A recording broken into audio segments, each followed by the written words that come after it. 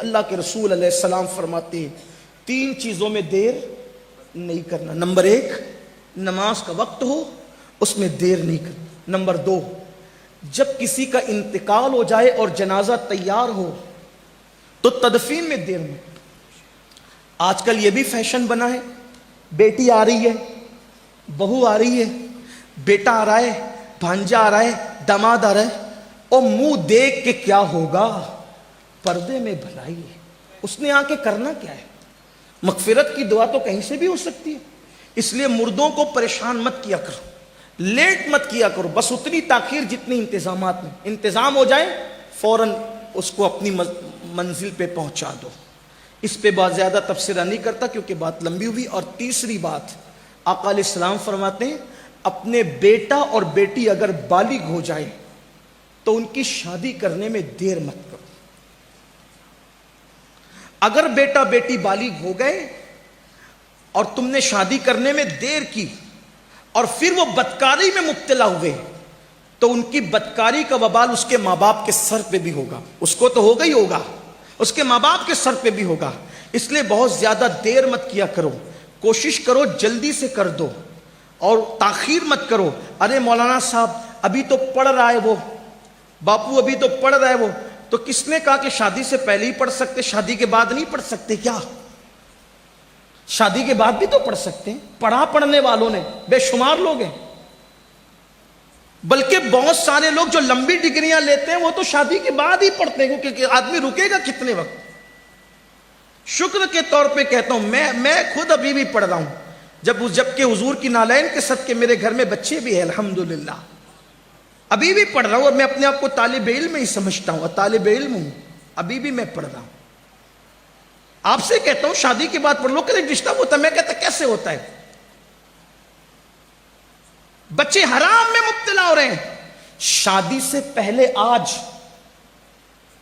40% سے زائد بچے اور بچیاں ہیں دنیا میں جو اپنا سب کچھ لٹا دیتے ہیں, سب کچھ گنوا دیتے ہیں. اور جو بچے زنا کرنے کی ہمت نہیں کرتے وہ بچے اپنے آپ پہ یوں ظلم کرتے ہیں کہ اپنی جوانی کی طاقت کو گٹر میں بہا دیتے ہیں. میں حیا کے پردے میں کہہ رہا ہوں, اس سے زیادہ بڑھ کر میں کچھ کہہ نہیں سکتا. اور یہ زنا سے بڑھ کر ہے جو اپنے ہاتھوں سے اپنی طاقت کو ضائع کر رہے ہیں, اپنے ہاتھوں سے اپنے وجود پہ زنا کر رہے ہیں.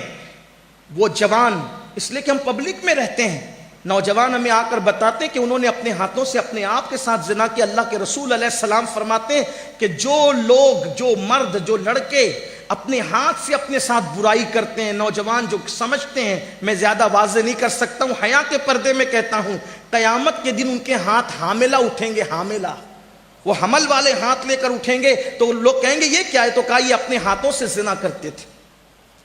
اور یہ بدکاری کرنے والے زندہ چلتی پھرتی لاش بن جاتے. اپنے بچوں پہ رحم کرو. اور اس کی ذمہ دار جو چیز ہے وہ گندی فلمیں ہیں. 16-17 سال کی عمر میں پہنچنے تک, یہ جو اسٹیج پہ لوگ بیٹھے نا جن کی عمر 40 سال یا اس سے اوپر کی ہے, 16-17 سال 18-20 سال میں پہنچنے تک انہوں نے جو کبھی سوچا نہیں تھا, 4 سال کے بچے وہ موبائل پر دیکھ رہے ہیں. 4 سال کے بچے, اگر تقریر بھی انٹرنیٹ پہ دیکھنے کے لیے آدمی جاتا ہے تو پہلے وہ گندی اشتہار سے گزرنا پڑتا ہے. خدا جس میں کرم کرے وہ آنکھیں بچا لے, ورنہ حال کیا ہے. چھوٹے چھوٹے بچے اگر گیم کھیل رہے تو بھی وہ تصویریں ہیں, نعت سننی ہے تو بھی ظالموں نے وہ تصویریں بیچ میں ڈال رکھی ہے. سوچو جو 16-17 سال 20 سال کی عمر تک کے پہنچ کر کے جو ابھی 40 سال کے لوگ ہیں, اس کا تصور نہیں کیا تھا. آپ کا 4 سال کا بچہ وہ سب کچھ اپنی آنکھوں سے دیکھ رہا ہے. ایک ننگی عورت کو, ننگے مرد کو وہ دیکھ چکا ہے. جب وہ 16-17 سال کی عالم میں پہنچے گا تو اس کا حال کیا ہوگا.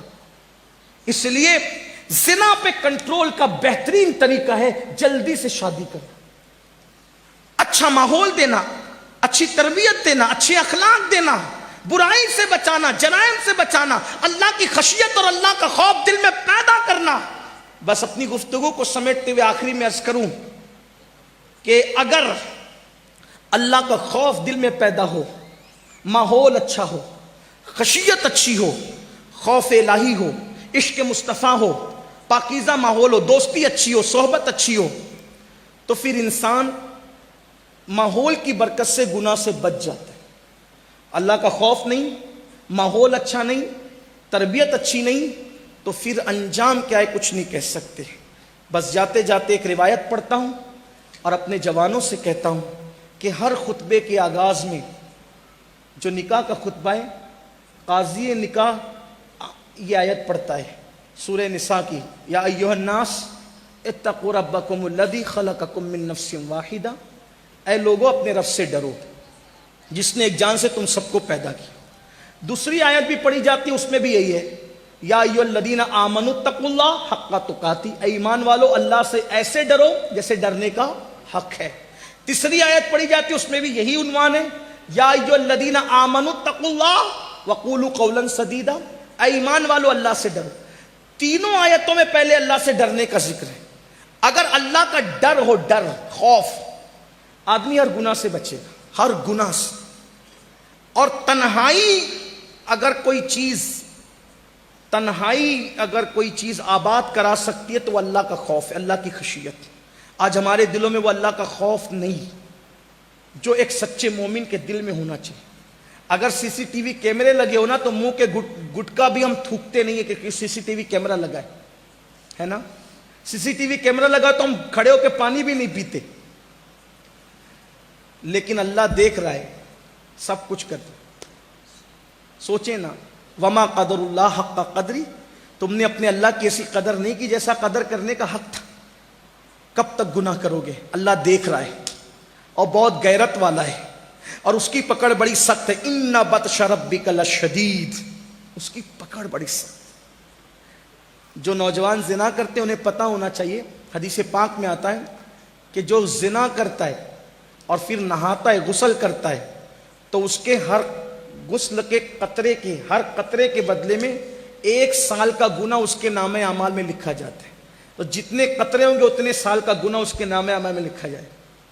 اور جتنے قطرے گرتے ہیں زنا کے غسل کے بعد, اس سے شیاطین پیدا ہوتے ہیں, وہ سارے شیاطین قیامت تک پاپ کریں گے اور ان سب کے پاپ کا عذاب اس کے سر ڈالا جائے گا جس کے زنا کے غسل سے وہ شیاطین پیدا ہو. اور دوسری طرف حدیث پاک میں آتا ہے کہ جو نکاح کرتا ہے اور نکاح کرنے کے بعد جائز ملاقات بیوی سے کرتا ہے اور پھر غسل کرتا ہے, تو ہر قطرے کے بدلے میں 1 سال کی عبادت کا ثواب لکھا جاتا ہے.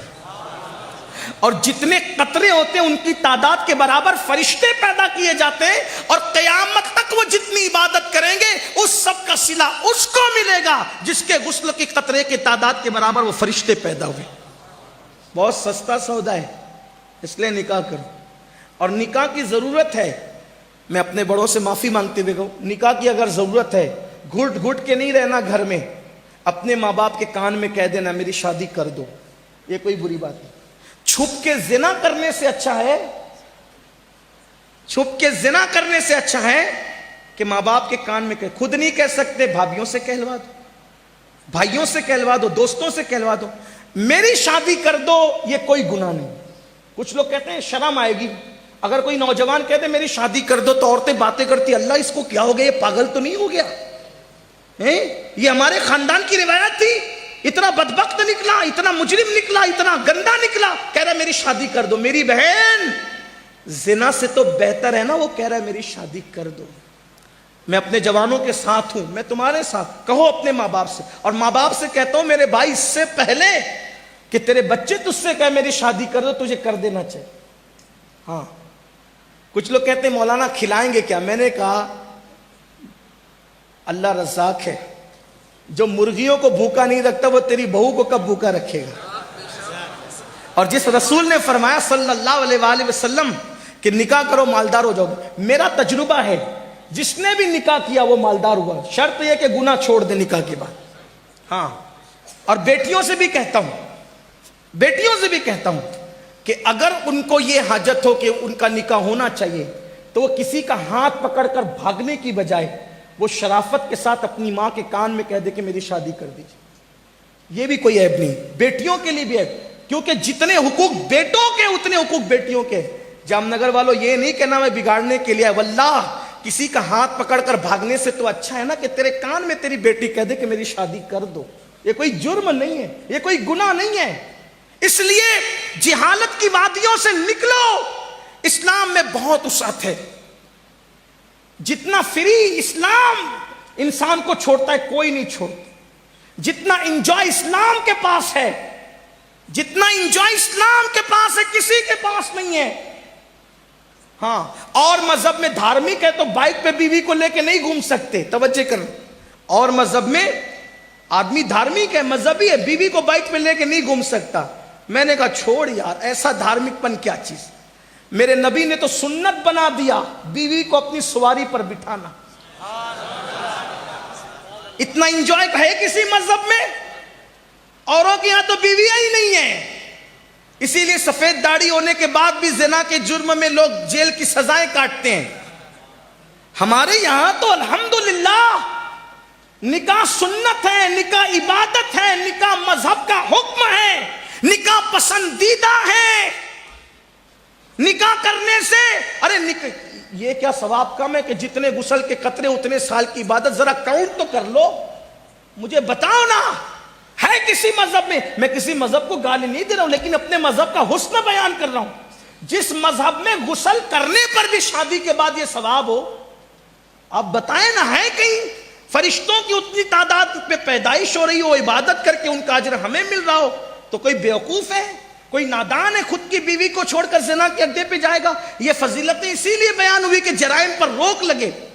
تو میں کیا عرض کر رہا تھا، اور جگہ یہ ہے کہ جو دھارمکتا یہ ہے، بیوی کو بائک پہ لے کے نہیں گھوم سکتے. لوگ کیا کہیں گے؟ میں نے کہا میرے نبی نے تو سنت بنا دیا اپنی سواری پر اپنی ازواج پاک کو. کیسے؟ ایک خوبصورت سا واقعہ یاد آیا. ہم حضور کی سیرت بھول گئے. بڑی معذرت کے ساتھ یہ بھی کہتا ہوں، ہیرو کرکٹر اس کی زندگیاں یاد کی، حضور کی سیرت ہی یاد نہیں. اور حضور کی سیرت ہم نے نہ کبھی پڑھی. اچھا جب کبھی یہ بیان کرو نا، لوگ کہتے ایسا ہے، ہم نے تو کبھی نہیں سنا. تو نے نہیں سنا تو اس کا مطلب کیا ہے ہی نہیں. آدمی جو چیز نہیں جانتا اس کا دشمن ہوتا ہے. نہیں سنا تو بھئی آپ کو سننا چاہیے تھا نا، نہیں پڑھا تو آپ کو پڑھنا چاہیے تھا. خیبر کے موقع پر حضور علیہ السلام کی ایک پیاری زوجہ حضرت سیدہ صفیہ کا نکاح ہوتا ہے. اور صفیہ پاک کا جب نکاح ہوتا ہے تو صحابہ کرام کے درمیان ایک اختلاف ہو جاتا ہے. کچھ لوگ کہتے ہیں کہ خیبر کے سردار کی بیٹی حضور کے پاس کنیز کی شکل میں لائی گئی ہے، تو کچھ کہتے ہیں حضور نے اس کو اپنی کنیز بنا لی، سردار کی بیٹی کو اپنی کنیز بنا لی. کچھ لوگ کہتے ہیں نہیں حضور نے نکاح کیا، کچھ کہتے ہیں کنیز بنائی. تو صحابہ میں سے کوئی کہتا ہے چھوڑو ابھی بحث نہ کرو، بات نہ کرو، ابھی دیکھیں گے. حضور جب اس خاتون کو اپنے ساتھ لے کے چلیں گے تو اگر حضور پردہ کروائیں گے تو سمجھ لیں گے کہ حضور نے نکاح کیا، اور اگر حضور پردہ نہیں کروائیں گے تو کیا سمجھیں گے کہ حضور نے اس کو اپنی کنیز بنا لی. حضور نے پردہ کروایا اور حضور نے حضرت صفیہ کو اپنی اونٹنی پر اپنے ساتھ بٹھایا. تو چونکہ ان کے قبیلے میں جنگ تھی تو جنگ کی وجہ سے وہ سو نہیں سکی تھی، تو بہت جاگی ہوئی تھی. بھائی اگر کہیں فساد ہو رہا ہو تو کیا کچھ لوگ بیٹیاں اور بچے پلنگ پہ گدے ڈال کر کے سوئیں گے؟ نہیں ہوگا نا ایسا. تو وہ تو ہر آدمی تو جاگتا رہے گا، ٹینشن میں رہے گا. جنگ تھی، جنگ کے حالات تھے. سیدہ صفیہ سو نہ سکی. جب سو نہ سکی تو بہت جگی ہوئی تھی. اب جب حضور کے پاس آئی، دیکھو یہ بھی حضور کا طریقہ تھا، جب آئی نا سردار کی بیٹی تھی، کنیز بنا کر لائی گئی، تو سرکار نے فرمایا دیکھو تم سردار کی بیٹی ہو، اگر تم چاہو تو تمہارے ساتھ نکاح کر لیں، اور اگر تم چاہو تو ہم تمہیں آزاد کر دیتے، تم اپنے باپ کے پاس چلی جاؤ، تم سردار کی بیٹی ہو. لیکن میرے آقا ہی ایسے تھے نا، جو دیکھ لیتا تھا دل و جان سے قربان ہو جاتا. ارے بن دیکھے جب یہ عالم ہے، دیدار کا عالم کیا. پوری دنیا آج ان کے عشق میں بے چین ہے. کہنے والے کہہ رہے ہیں اور مزے میں کہہ رہے ہیں، اور روح فدا کا فزد حرقا یک شولہ دیگر برزن عشقا، مورا تن من دھن سب پھونک دیا، یہ جان بھی پیارے جلا جانا. آخر لوگ ان کے عشق میں جلنے کی بات کر کیوں رہے؟ وہ ہے ہی ایسے. تو جب بغیر دیکھے یہ جان بھی پیارے جلا جانا ہے، بغیر دیکھے یہ عالم ہے، تو صفیہ نے پورا وجود ناز اپنی آنکھوں سے دیکھا. وہ قد زیبا جس کے بارے میں حضرت امیر خسرو کہتے ہیں، پری پے کر نگارے سر و قد لالا رخسارے، سراپا آفت دلبود شب جائے کے من پودن. اور میرے امام کہتے وہ کمال حسن حضور ہے کہ گمان نقص جہاں نہیں، یہی پھول خار سے دور ہے، یہی شمع ہے کہ دعا نہیں۔ کرے چارہ سازی، کرے چارہ سازی زیارت کسی کی، بھرے زخم دل کے ملاحت کسی۔ حسن تیرا سا نہ دیکھا نہ سنا، کہتے ہیں اگلے زمانے والے، جگمگا اٹھی میری گور کی خاک، تیرے قربان چمکنے والے۔ کیا مہکتے ہیں مہکنے والے، بو پہ چلتے ہیں بھٹکنے والے۔ صفیہ سے کہا صفیہ اگر چاہو ہم تمہیں آزاد کرتے ہیں، اپنے باپ کے پاس چلی جاؤ، ہم عزت داروں کی عزت کرتے ہیں، اور اگر چاہو تو تمہیں نکاح میں لیا جائے۔ صفیہ کہتی ہے آپ کے پاس آ کر کوئی واپس کیسے جانا چاہے گا؟ صفیہ نے فیصلہ کیا سیدہ ہم آپ کے ساتھ رہیں گے۔ نکاح ہو گیا، حضور نے اپنے ساتھ بٹھایا اونٹنی پر۔ اب جب اونٹنی پہ وہ بیٹھی نا تو بیٹھے بیٹھے وہ یوں کرتی، ایک فیلنگ ہوتی ہے نا، آج جب سواری چلتی ہے تو وہ بیٹھی ہوئی تھی تو بیٹھے بیٹھے روایتوں میں آتا ہے وہ یوں کرتی تھی۔ وہ جب یوں کرتی تھی نا تو حضور اپنا ہاتھ ان کے سر پہ رکھ دیتے تھے اور ہاتھ سے ان کو، اپنے ہاتھ سے ان کو یوں سہارا دیتے تھے اور کہتے تھے صفیہ صبر کرو تھوڑی دیر میں منزل آ جائے گی، صفیہ صبر کرو تھوڑی دیر میں منزل آ جائے گی۔ سیدہ صفیہ کہتی ہے نا وہ لذتیں جو تھی نا محبوب کی، کہ میں اونگتی تھی اور سواری سے میرا سر ڈولتا تھا تو حضور اپنے ہاتھ کا سہارا دے کر کہتے تھے صفیہ صبر کرو ابھی منزل آ جائے گی۔ تو جس مذہب میں بیوی کو ساتھ بٹھانا اپنی سواری پر جس نبی نے سنت بنا دیا، اس مذہب سے زیادہ انجوائے کس مذہب میں ہو سکتا ہے؟ ہمارے یہاں دقیانوسیت نہیں ہے، ہمارے یہاں جو ہے وہ خیالات کی تنگی نہیں ہے، ہمارے یہاں اندھیرا نہیں ہے۔ اگر کوئی پردے کی پابندی کے ساتھ اپنی سواری پر اپنی بیوی کو لے کر کے بیٹھتا ہے تو ہم اس پر کوئی کرٹیسائز نہیں کرتے، ہمارے مذہب نے منع ہی نہیں کیا، بشرط یہ کہ جو حدود مقرر ہے وہ حدود رہنی چاہیے، حد سے مت بڑھو۔ ہاں اگر کوئی بے پردہ بٹھا کر کے بازاروں کی سیر کرا دے، زینت کرا دے، تب تو منع کیا جائے گا، پردے کی پابندی ہو، جو احکامات ہے اس کی پابندی ہو، اور وہ اپنی سواری پہ بٹھائے۔ تو اس اعتبار سے تو حضور علیہ السلام نے بھی اپنی سواری پر بٹھایا ازواج پاک کو۔ تو میں یہ عرض کرنا چاہتا ہوں زنا کی طرف جانے کی بجائے حلال، اسلام نے آلٹرنیٹ دیا ہے نا، اس کا استعمال کرو۔